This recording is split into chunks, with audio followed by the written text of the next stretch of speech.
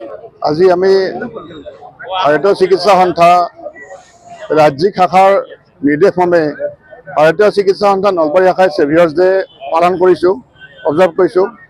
আচলতে এই ছেভিয়াৰ্ছ ডে আচলতে বচাওতাক বচাব লাগে। আচলতে আমাৰ 2018 চনত এটা ঘটনা ঘটিছিল। তিয়ক চাহ বাগিচাত কৰ্মৰত জ্যেষ্ঠ চিকিৎসকজনক তাৰে চাহ বাগিচাৰ কৰ্মী তথা কিছুমান মেনেজাৰ জাতীয় মানুহে হানি গুচি হত্যা কৰিছিল আৰু তেখেতক এই ঘটনাস্থলীতে মৃত্যু হৈছিল। আৰু এই তেখেতৰ মৃত্যুৰ পিছত যোৰহাট ফাষ্ট ট্ৰেক কোৰ্টত তেখেতৰ বিচাৰ চলিছিল আৰু সেই বিচাৰৰ ৰিজাল্ট আহিলে যে কি যাৱজ্জীৱন কাৰাদণ্ড কিছুমানক দিয়া যাব, কিন্তু সেইটো আকৌ চেলেঞ্জ কৰা গ'ল।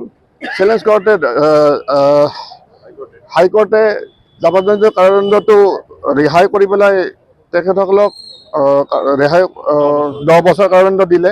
তো সেইটোত আমি শান্ত নহয়, যিহেতু মানুহজনক হত্যা কৰা গ'ল, অননীতিবিদ ডক্টৰ হত্যা কৰা গ'ল।